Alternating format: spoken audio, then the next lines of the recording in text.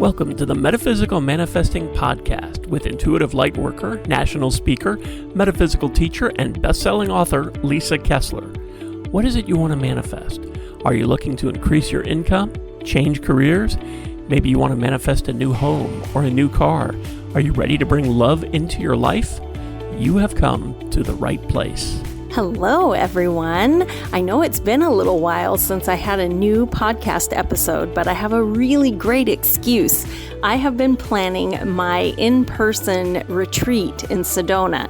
It's Manifest Your Best Life, and I'm doing this retreat with my friend and psychic medium and Reiki master, Francie Soito, and we're already half full, but we talked about it on the Psychic Tapestry podcast, so I thought that I would share that episode here. So I hope that you learn more about different psychic modalities and also that you get excited about Sedona. We would love to see you there. If you look in the show notes, there is a link you can click to learn more and come manifest your best life with us. It's happening October 4th through the 6th of 2024.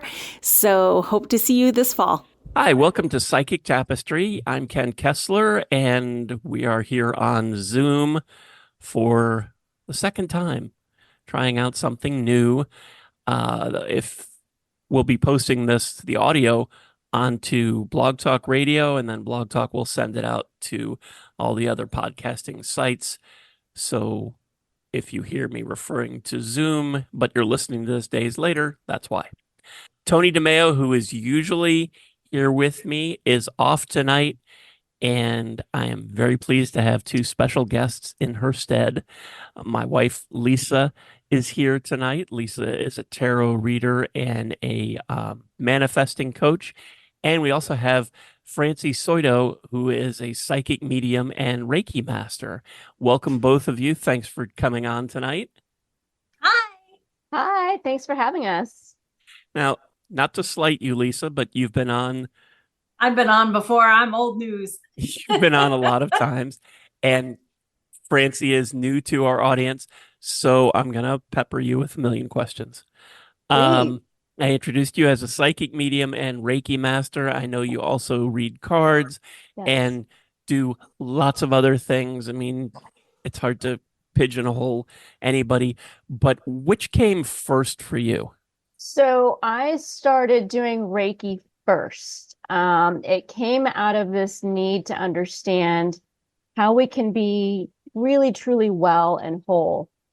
It came after my mom suffered from and passed away, unfortunately, from cancer at an early age, in her early 60s. And I saw what traditional medicine did, and I saw what they're good at, but I also saw what was missing, which is that need to heal the emotional side, the mental side, the spiritual side. And so that caused me to go out seeking other alternative ways of being well again. And that's how I kind of stumbled onto Reiki, or I should say Reiki stumbled into me.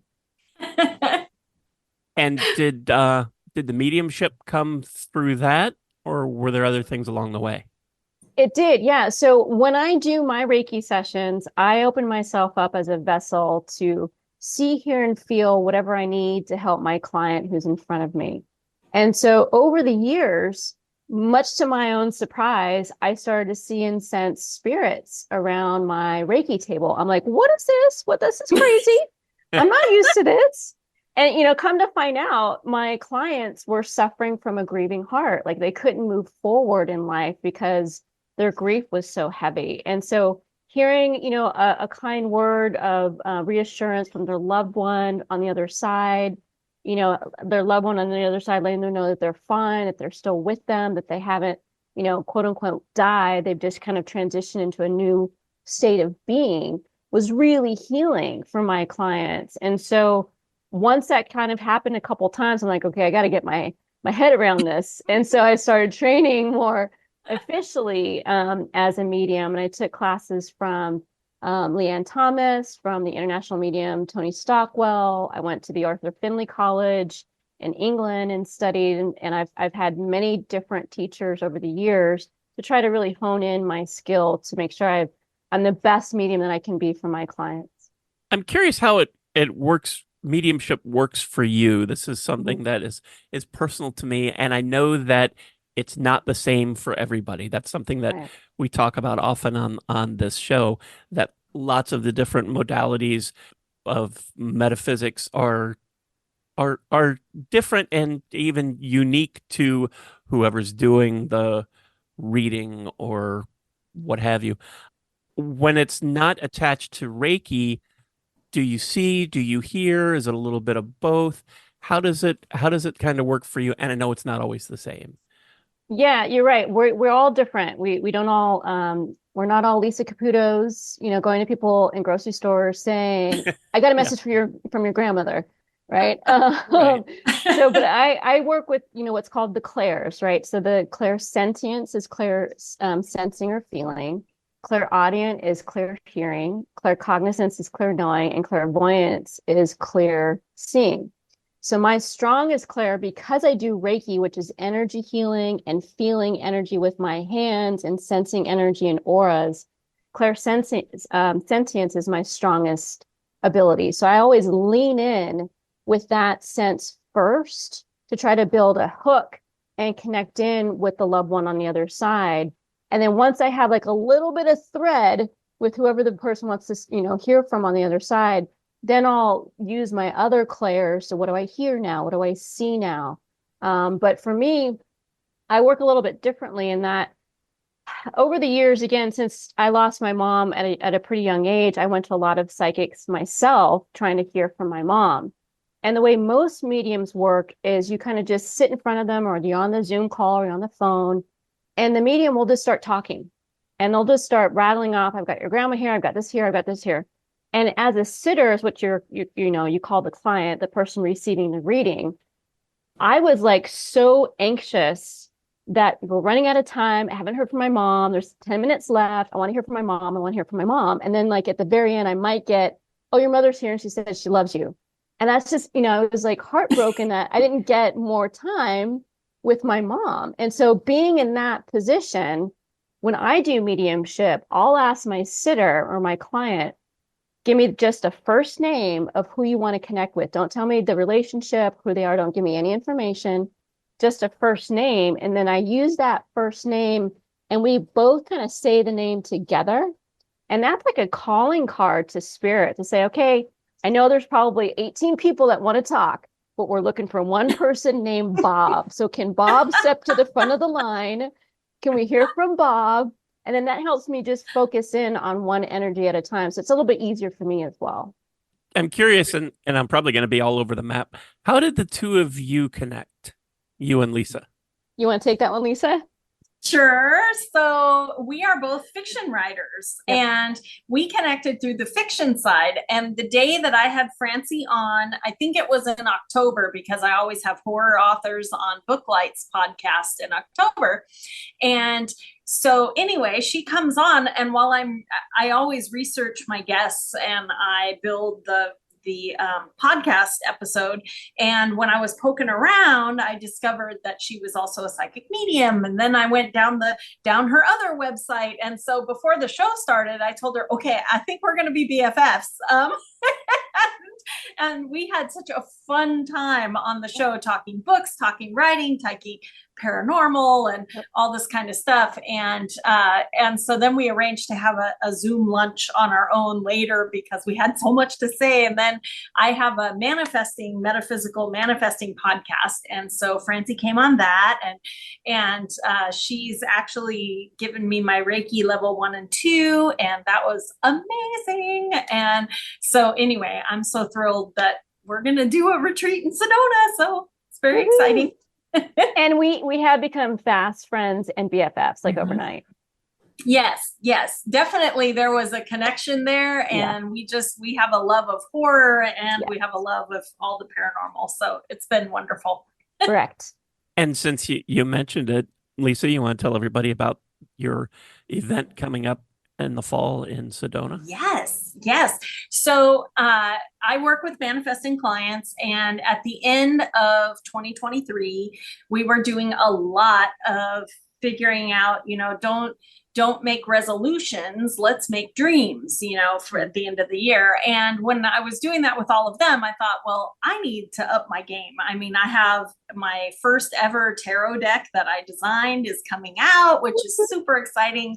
And I wrote that book. My first nonfiction book is done and turned in. And so I felt like, how am I going to up my game for next year? I mean, I have more fiction books in the works, but I wanted to figure out, how can I up my metaphysical game? And I am taking some courses to make myself a better coach, but I just wanted to do something. And then it just popped in my head. I was like, you need to do a live retreat, because all of my clients, we all meet over Zoom. We've never met in person. And I thought, it would be great to have an in-person event. And then I thought, where do I want to have it?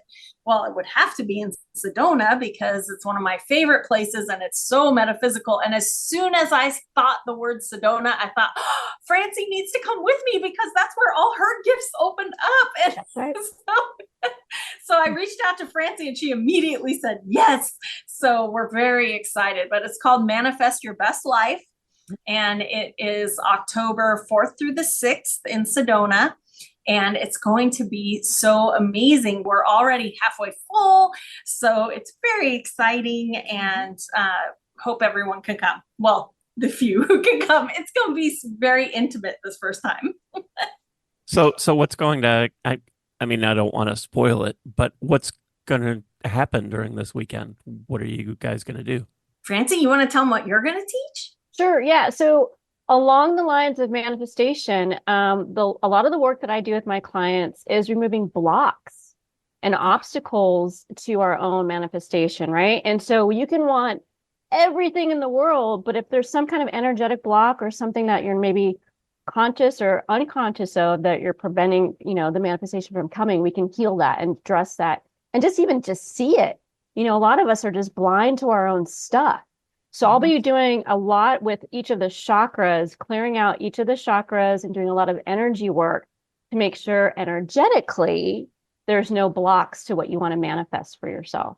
And she's also going to help everyone connect with their spiritual team, with spirit guides and all that kind of stuff. So, which is super, super supportive when you're trying to manifest. My whole thing as a teacher, I've been teaching for 15 years, spiritual tools and gifts. What I love to do is teach my students how to fish, right? It's not about me catching the fish for them, telling them what to do. It's about giving them the tools that they need to do it for themselves. And so one of the things that I think is the most beneficial that I learned as a student is meeting and understanding who your spirit team is, who your spirit guides are.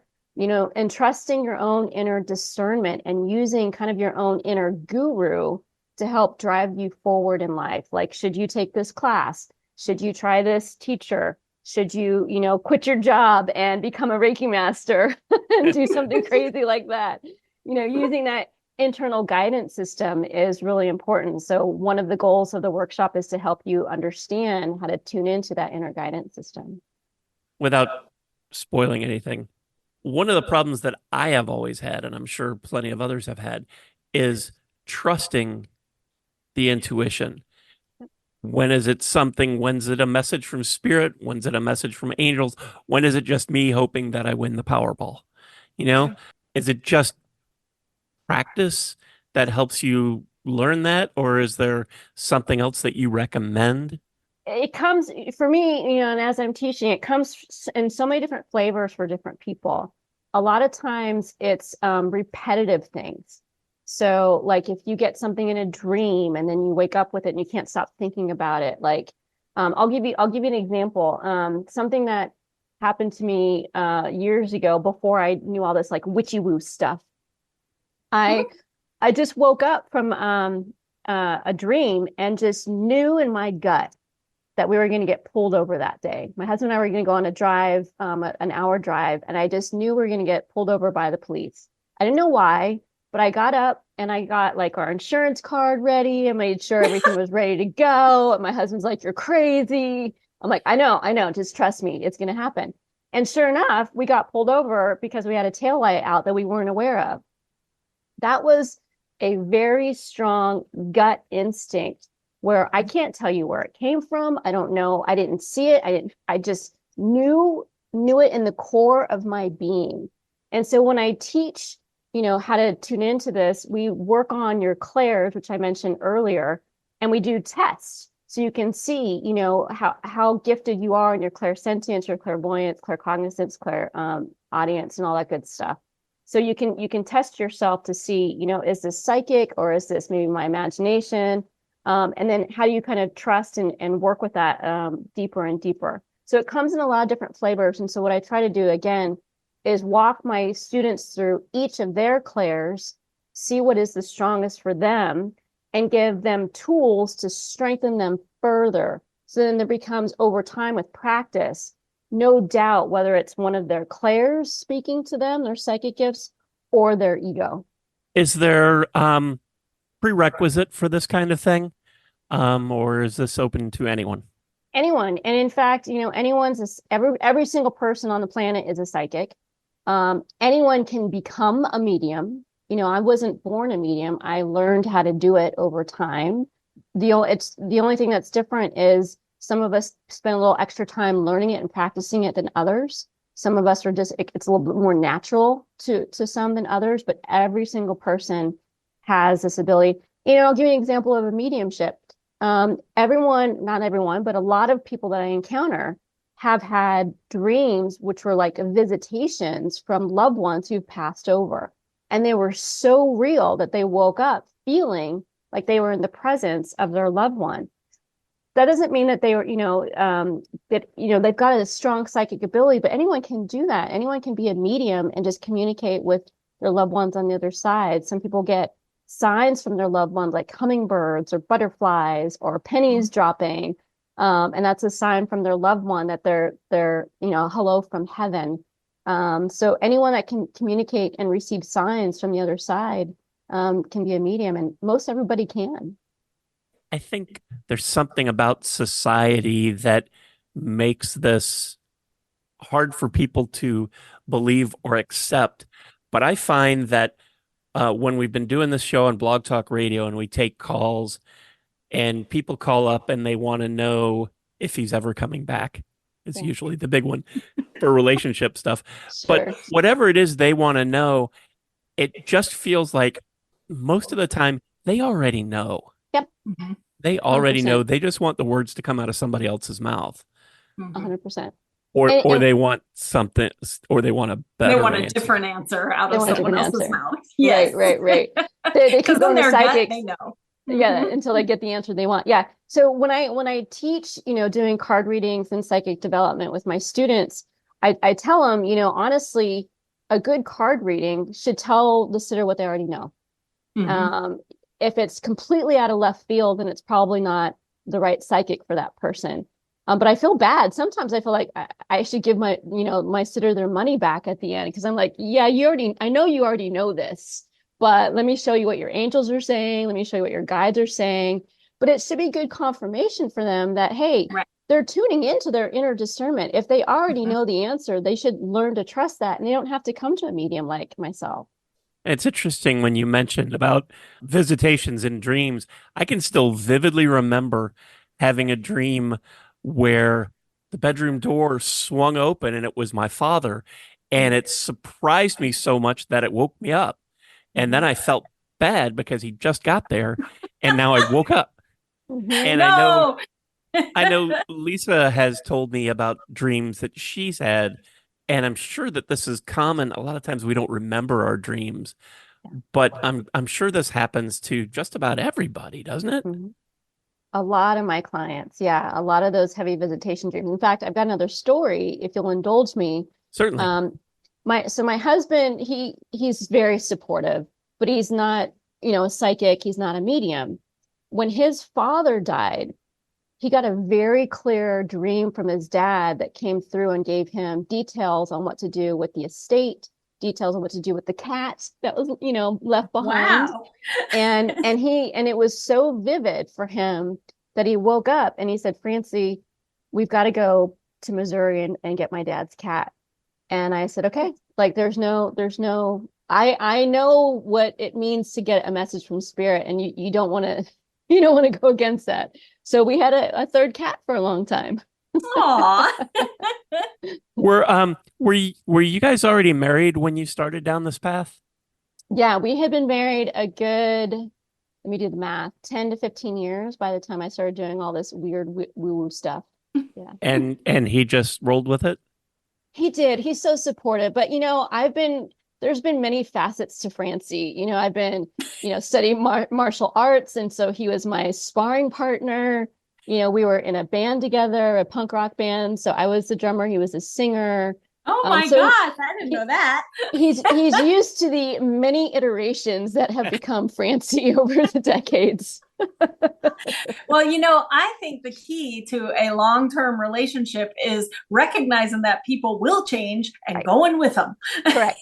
100%. 100. He's always been so supportive. 100%. Yeah. Yeah, absolutely. When things started to open up for me, Lisa was very supportive. I thought I was going nuts or was already there, but she was very supportive.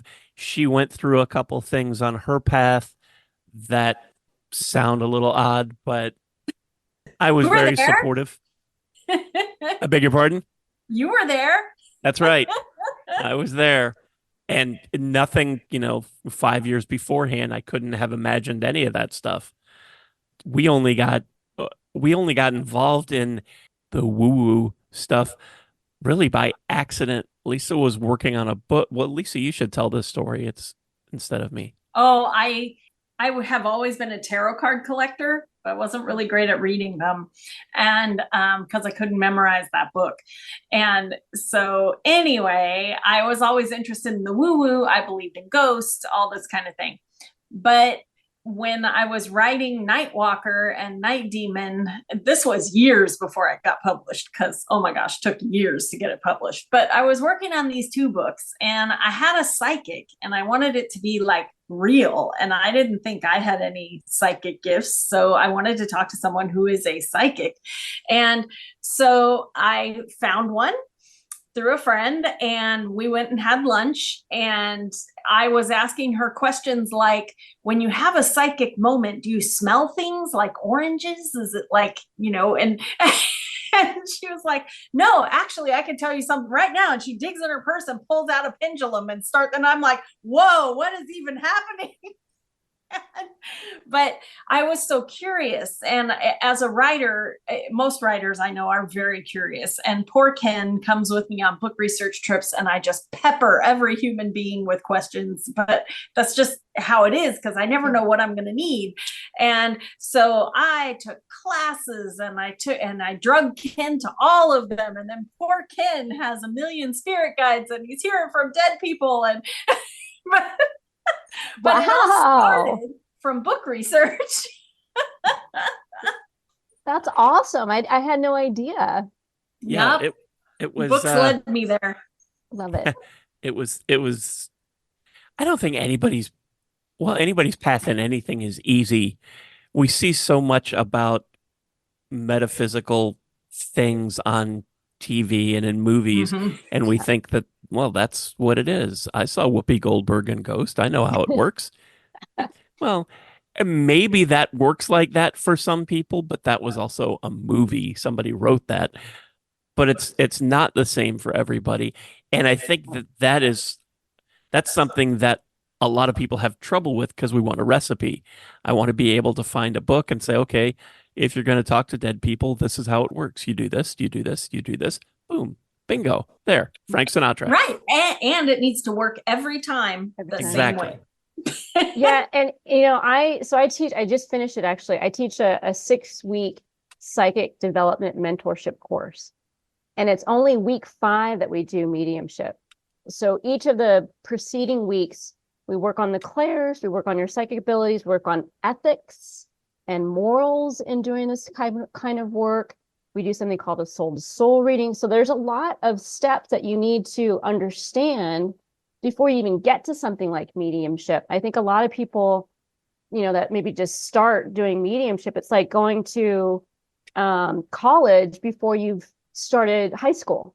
There's Right. steps, there are like building blocks to help you get there. If I didn't have Reiki, if I didn't understand the chakras, if I didn't understand energy and my clairs, if I just like jumped into mediumship, I'd be totally lost.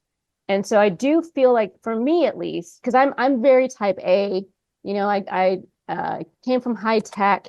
I'm very data driven. I'm very like process driven. I need to have some logical steps there. And so I try to have that for my students, and I show that for my clients as well. And when I go through those kind of same logical steps, step 1, step 2, step 3, sitting in the power, using my crystals, blah, blah, blah, blah, it makes it pretty consistent that I can, read and connect with spirit. I'd say 99% of the time.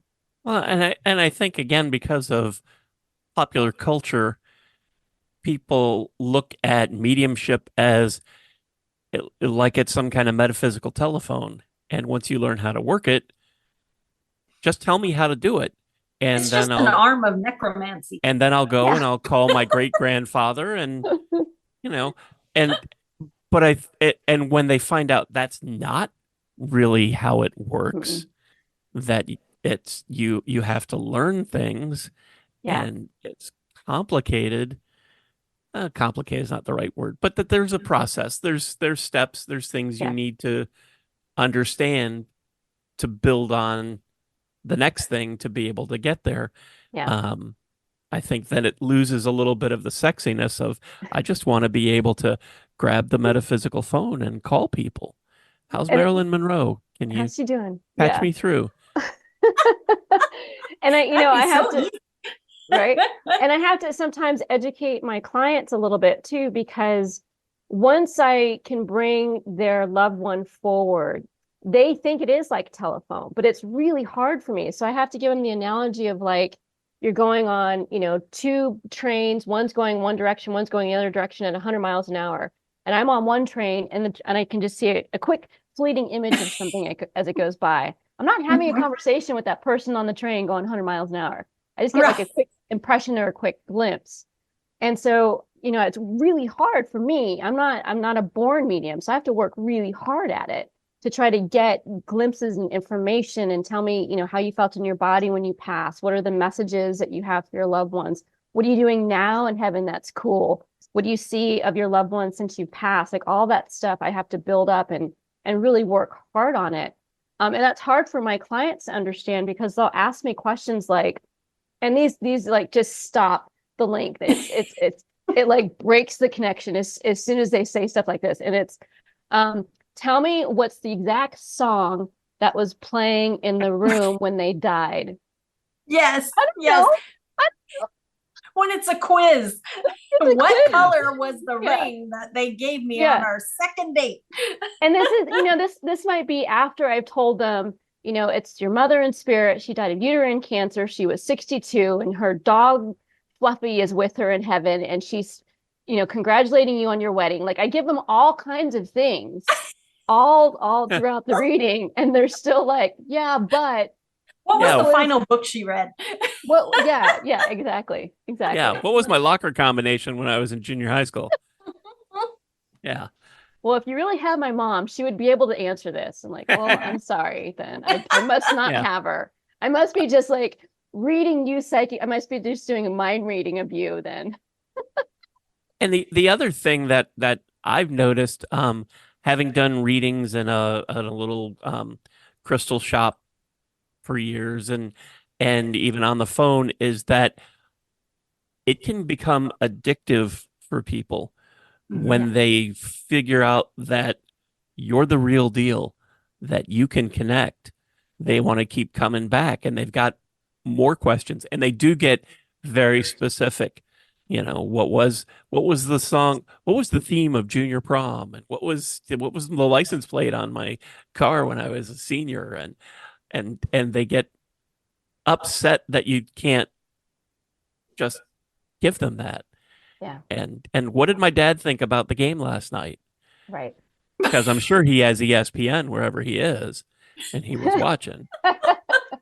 Well, and honestly, on a more serious note, and this is where the ethics and morals, I think, come into play. If someone is really, you shouldn't be addicted to any psychic or medium or spiritual guru or spiritual leader of any kind. Like there's a red flag there if you feel dependent on somebody to feel peace or to get answers, because your own answers lie within. So that's number one. Number two, the moral dilemma is a lot of people need psychological help. Right. And I'm not a psychologist or a psychiatrist. And when it gets to the point, whether it's Reiki or it's mediumship, if I feel like, wow, they really need some professional help, I will refer them or advise them to do that. And a lot of people are shocked by that, because everyone thinks that because we do Reiki or we're open to acupuncture or alternative medicine, that we're against Western medicine. And trust me, everything's got its flaws. Nothing's perfect. But there's a lot of really great tools out there that a psychologist or a psychiatrist can help people with. So I always have that in my back pocket. And it's just not healthy. I've got actually some clients that I've had recently who've been coming to me a little bit too frequently. And I'm at the point now where if I see them booking again, I'll probably cancel it and refer them to like a grief counselor, because it's not healthy for them to keep coming back with this heavy heart that they have. Right. And I had a client, this was back when there were live people at the metaphysical shop, but she had lost a daughter and it was so painful. And I don't call myself a medium. However, I do use my primary guide to draw tarot cards, and she was so desperate and I was the only reader in there. And I told her, well, we can see if we get cards that make sense. And we quickly discovered that, yes, we did. And so then she started coming once a week, and I just had to tell her, you need to find a grief group, because your daughter wants you to go live. She doesn't want you to keep coming in here to see how she's doing. She's okay. And she's with you all the time. Yep. And this is time for a grief group, because even just pulling tarot cards, if you keep looking for answers that way, you don't live your life. And we're supposed to be here to live our lives, right? So, same thing goes with mediumship. It's like your loved one is still with you, but they don't want you to stop living, so they don't want you to keep going to the medium to find out if they'll watch TV with you. 100%. And that's why I don't always get there, but I always try to give like a sign that they'll know that their loved one's with them. So whether it's a white feather or a hummingbird or a particular type of bird or a particular flower or pennies or whatever it is, I try to leave them with that so that they can create their own connection with their loved one. Yes. So when they see that, that penny fall or, a penny that's face up with the year that they were born on it, they can say, "Oh, hi, Dad. Thank you for that message from heaven." And then they can create their own conversation between their loved one. I love that. The other thing that I personally found addictive when this whole metaphysical world started to open up for me, and this wasn't something that I was pursuing. I was a skeptic. I wanted to believe, but I didn't want to be conned. And the only time you really hear about psychics, mediums, anybody in metaphysical stuff is when they have been cheating somebody and got caught. Yeah. So you don't get news about somebody about how, oh, thank God for this psychic. She helped me get through this. And I know that my grandfather's okay. And I feel so much better now. You never hear those stories. You hear the one about the $500 candle. That's right. If you bring me $500, I'm going to make you a special candle and it'll take that curse off. But when this started to open up for me and I realized how big the world is, I wanted to know everything. I wanted to take mediumship classes. I wanted to take Reiki. I wanted to learn all about crystals. I wanted to learn all about tarot. I wanted to do it all. And it Francie, we were in so many classes. Ken wanted to know it all. I'm envious. It sounds amazing. It's overwhelming. Yeah. Because as you certainly well know, there's no class that is finite. That's it. You learn tarot and you're done there. yeah, I've got this skill because it's all connected like a psychic tapestry. It's all interwoven and connected, and one thing leads to something else. And you take a class on one thing and it opens doors to other things. And from someone who thought all of this was probably some kind of trick to learning that it's real and you can learn how to talk to dead people and to communicate with angels and to get to heal with energy and to to learn about crystals and what properties they have and and on and on and on.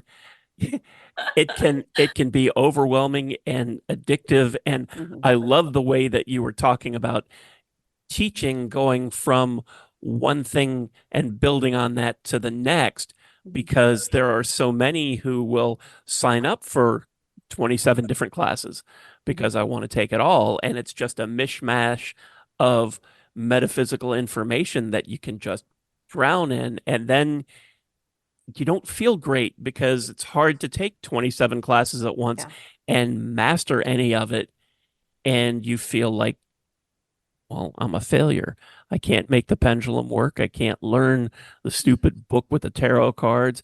I'm lighting the candles and I don't feel anything. And I've saged the house 10 times and I'm just sneezing and, and none of it seems to work. And it can just be, so overwhelming. And the thing is that there's no particular set of take tarot first or take or learn crystals first, and good luck with that because there's a billion crystals. However many crystals you think there's more. a billion times more.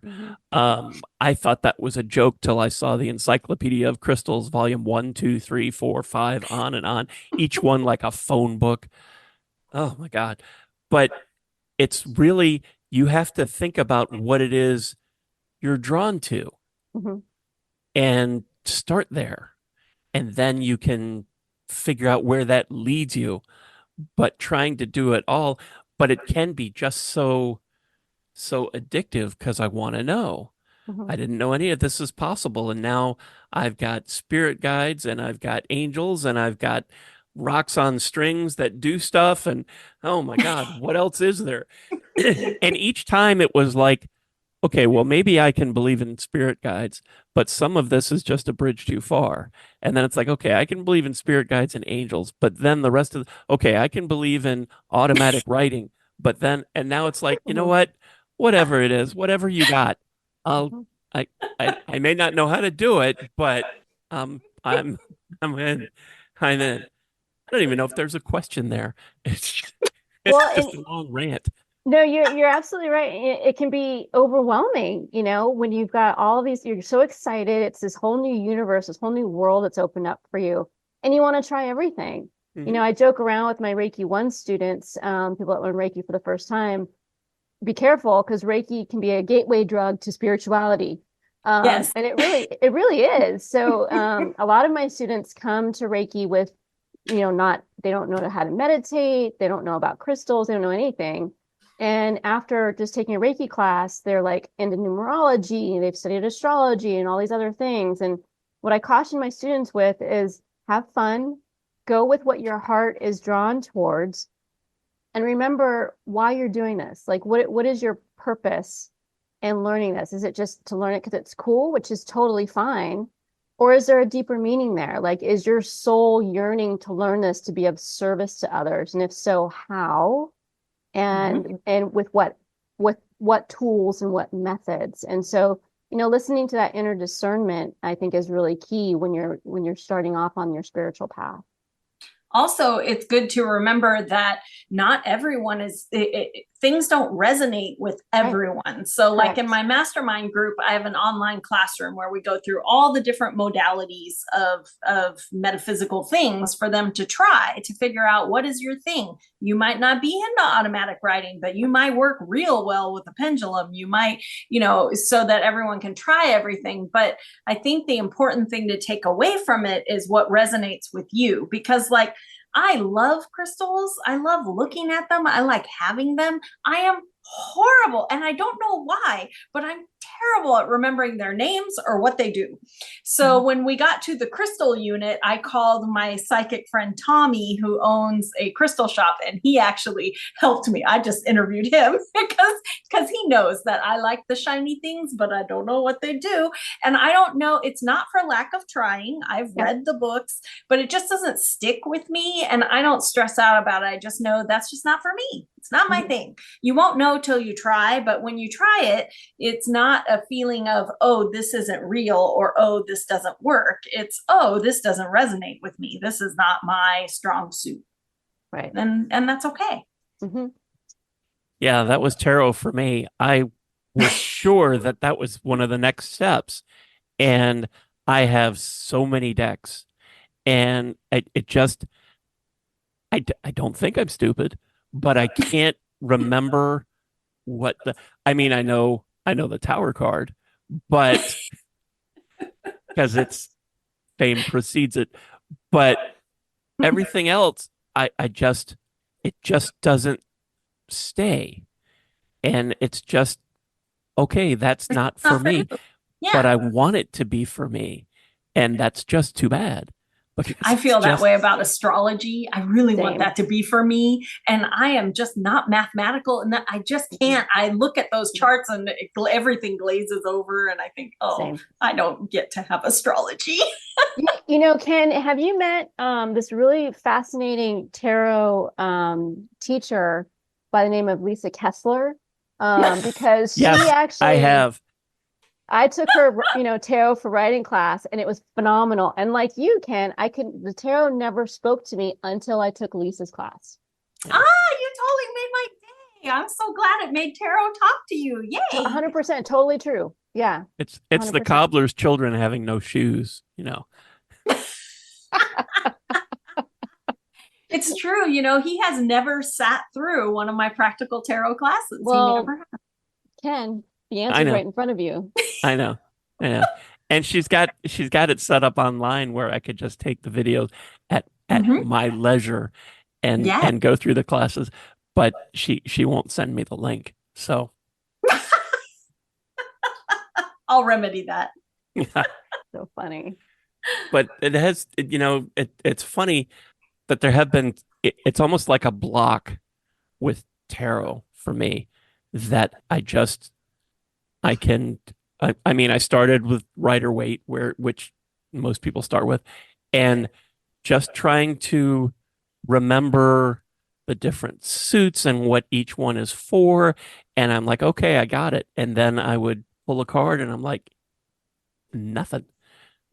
Nothing. I don't got it. Well, wait until you get the practical tarot deck, Ken, because it's so stacked with symbolism, you will not even be able to not accidentally read it. That's my tarot deck, by the way. It comes out in February. We have gotten way off track here. I want to circle back to your event in Sedona, and Francie was telling me about what she was going to be doing there. Lisa, what are you going to be doing there? Oh, I'm going to be working. I have a pendulum class, and I'll be bringing a bunch of pendulums so that everybody gets one and they get to consecrate their pendulum. And after Francie connects them with their spirit guides, then we can connect their spirit guide and designate this pendulum for their spirit guide, and we'll do a little pendulum class. And I'm also teaching angels, working with angels, especially for manifesting and automatic writing. We're going to do a little automatic writing workshop. I'm big with that. I do channeled readings all the time through automatic writing, and I feel like it's a really great way to tap into spirit if it's your thing. Everybody's different, so you won't know till you try. And if you come to Sedona, you can try, and it will be really cool. And then I'm also going to be teaching candle magic, which is another one of my most favorite things. Oh my gosh, I have candles around all the time.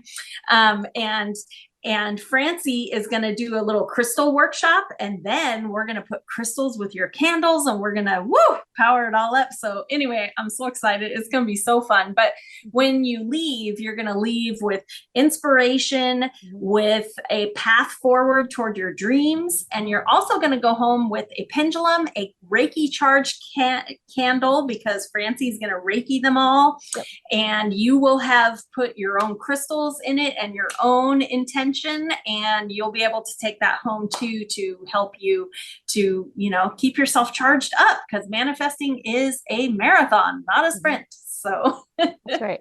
And every student that walks away from the retreat is also going to have a private reading, an assessment from both Lisa and myself as part of their registration. Yes. I forgot about that part. Thank you. What kind of readings? So for me, it'll be whatever the student needs, whether it's a Reiki session or a psychic reading or maybe even mediumship. So it's their time. They can use it however they want. And depending on at what point in the weekend they schedule it, if I can assess them, I might be able to just, pull out one of the sessions I think that would be helpful for them based on what I've seen during the class. Is there anything that anyone needs to do to prepare before they come on this retreat? Is there anything that they need to already know, or any classes they need to have taken, or anything like that? No, I think they just need to come with an open heart, and hopefully, it's going to be all metaphysical. So hopefully they have some kind of curiosity about it if they haven't already experimented with different modalities. But I don't think you need to be an expert at anything. And even if you are, hopefully the workshops will give you just an extra, I love hearing other people talk about tarot, because I always hear something and I go, ooh, that is a perfect way to describe that. I like it. So even if you feel like you're already a crystal guru and Francie starts talking about crystals, you might hear one, or she might have a crystal that you haven't been familiar with before. So I think anyone can come, whatever your level, and you'll be with like-minded women. It's a women's retreat, so it's just going to be amazing. Please come. And maybe, just extra credit. You don't have to do this, but, think about what you want to manifest, like what you want, what are your goals for the workshop, so that you can kind of put that out there in the universe. And we can also kind of customize the workshop a little bit based on the student's needs. So we're flexible with that.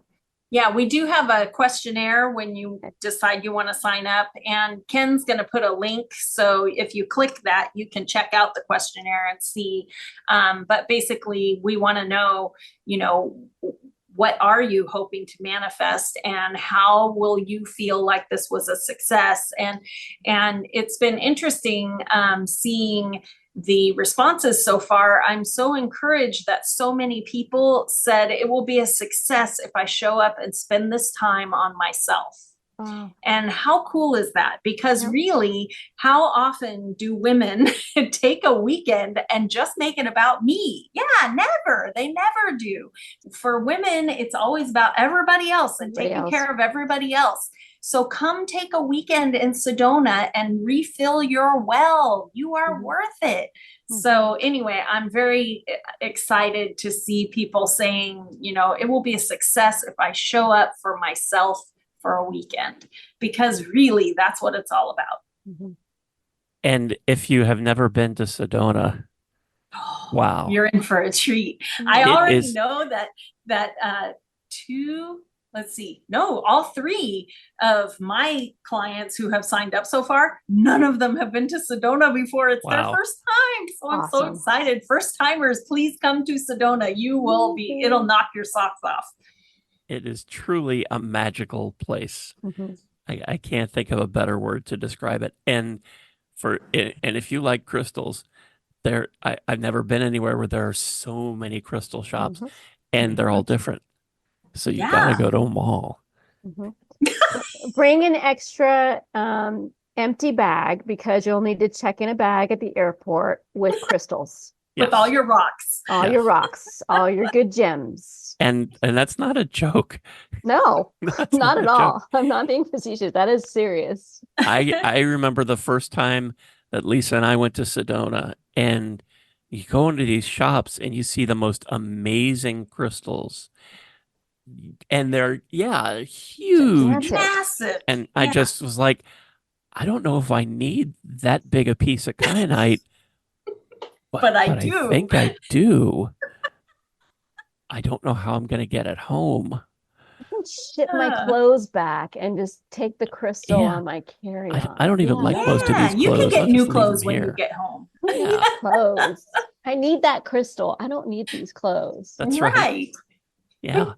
And just being in Sedona, just stepping outside feels amazing. And then you go from there to stepping into one of these crystal shops where you're surrounded by, I know there was at least one of them that had like an amethyst room. Mhm. Yes. And it's just, oh my God. It's so Sedona is amazing. one of those places when Ken and I went the first time, it was for book research, of course. So when we went the first time, we got there at night, so we couldn't see the red rocks. And we get our little Airbnb and we go to sleep. And when we woke up in the morning and we opened the door, it was just, this place had a great view of like Bell Rock and Cathedral Rock. And we opened the front door and our jaws just dropped. I was like, Sedona, how are you so beautiful? Aw. And every time we went outside, we would go, how do people live here? Yeah. How do they live here and function? Because the feeling off of those rocks, it just makes all of your problems are instantly tiny. Tiny, because these rocks have been here forever. They will still be here long after, and it's just so calming. It's really a great place. Mhm. And a lot of times we will talk about raising your vibration. Mhm. And for somebody who is starting out, who doesn't know, those are some pretty words, but I don't get what it means. Standing in Sedona, you'll feel it. Mhm. And it's just amazing. I've never been anywhere that had such a wonderful, magical vibe to it. It was like, and it's just amazing. It elevates everything you're feeling in such a terrific, positive way. You could just stand outside and stare at the rocks Mhm. and feel outstanding, just Mhm. better than you can imagine. And When I told Francie about this little idea about the retreat to see if she would be interested, she actually said the coolest thing that I thought, you articulated exactly what I was thinking. But she said, really, when you come to our retreat in Sedona, you will have 3 teachers. You will have Francie, me, and Sedona. And I was like, oh my gosh, you're right. Because Sedona really is its own teacher. yeah, it is. It's just, if you've never been there, you really, you owe it to yourself, and you will be so happy. And I'm so jealous that this is going on and I have to stay home and take care of the dogs. Next time, Ken. Next time. Next time. Next time. Well, next time I'll be good and I'll get to go. Anything else about the retreat in Sedona that we haven't touched on that people should know? I don't know. I don't think so. We're also going to, besides just classes that will be happening, we do have nice long lunch breaks and dinner breaks so that you can go shop and you can go eat. There's great restaurants in Sedona too. But also at night, we're going to have rituals where we have a releasing ritual, and things like that. So there will be, other little meditations and ceremonies and things. So you're going to leave feeling really replenished. Well, I will put a link up, like Lisa told you. I'll put a link up on our social media so that you can check it out, get all the details, and sign up. And the link, I think, is it's actually on your website, Lisa. Is that right? Okay. So when you go there, you can also check out Lisa's website. Francie, what's the best way for people to connect with you? So my name, which is really hard to spell, I should have thought that through. I'll spell it for you. It's franciesoito.com, and that's FrancieSoito.com. Okay. I'll put a link to Francie's website up on our social media as well, so you can go check Francie her has out. beautiful website. And I think that people can make appointments right there, right? If they want a reading or Reiki or. Yes, that is. Francie, you had mentioned that your psychic development class was just wrapping up. Yeah. What classes do you have coming up? So let's see, this weekend I'm teaching a Reiki 2 class. So I've got a Reiki 1 class coming up and then the Reiki Master class in May. And then I'll start doing the psychic development course again sometime over the summer or fall. I haven't nailed down those dates just yet, but I've got some pre-recorded classes too that people can take. The introduction to developing your psychic course. You can take that at any time. And also transitioning from the 3D to 5D. So if people want to know about the higher frequencies or the ascension process, that's also on my website as a pre-recorded class. And Lisa, you have some classes coming up?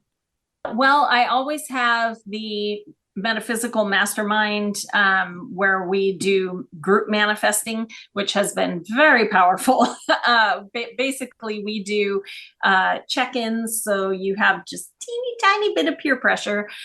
So we do a weekly check-in, we do a weekly ritual, and then we do weekly visualization. And that has been where the power has been, because if you think about the law of attraction and you send out energy of this thing that you're working toward, and then suddenly you have 6 other people who are seeing you already have it. And so it's just this massive wave of energy, and people have been manifesting homes, divorces, and not like messy, like super smooth, done in 12 weeks, got everything they wanted. I'm like, what? So anyway, so we do that every Wednesday night. And right now I only have 1 open spot, but there is 1 open spot. If somebody wants to join that, you can join anytime. And then I do one-on-one mentoring. I will be teaching tarot for writers again in July. I only teach it twice a year because it's really, it's 4 classes that are like 2 hours a piece. It's a lot. So that'll come up again in July. And then I have the book and the deck coming out in February. So exciting. Ooh. That's gonna be This awesome. is a question I should have asked before, but is there a cap on the number of people that can come to Sedona? Yes. Yeah. Right now we're capping it at 12 and we're already halfway sold out. So we have like 6 more spots left. So come join us. That was going to be my next question. Thank you. It's like you're psychic or something. I'm sort of tapped in. Well, head over to our Psychic Tapestry. We're on Facebook, facebook.com/Psychic Tapestry, or at Psychic Tapestry on Twitter. And I'll get those links up for the retreat and for Francie's website, so you can go check all of that stuff out. And thank you both for giving up part of your evening for us. This was a lot of fun chatting with about all this stuff. This was fun. Thank you. Yeah, had a great time. Are you fired up to change your life? Click that link down below and check out the Manifest Your Best Life retreat in Sedona. And I will talk to you guys about more manifesting tips very soon. Thanks. Thanks for listening to the Metaphysical Manifesting Podcast with Lisa Kessler. If you have questions or comments, or if you'd like to work with Lisa to manifest your dreams, you can connect with her through her website at metaphysicalmanifesting.net. That's also where you can claim your free weekly tarot reading and manifesting tips. Make sure you subscribe or follow the Metaphysical Manifesting Podcast on your favorite podcasting site so you never miss another episode. As Lisa likes to say, we can make magic when we bring the universe into the equation. Remember, you don't have to do it alone. If you'd like more information about Lisa, Metaphysical Manifestation Mentorship, or the Manifesting Magic Mastermind, visit her website at metaphysicalmanifesting.net.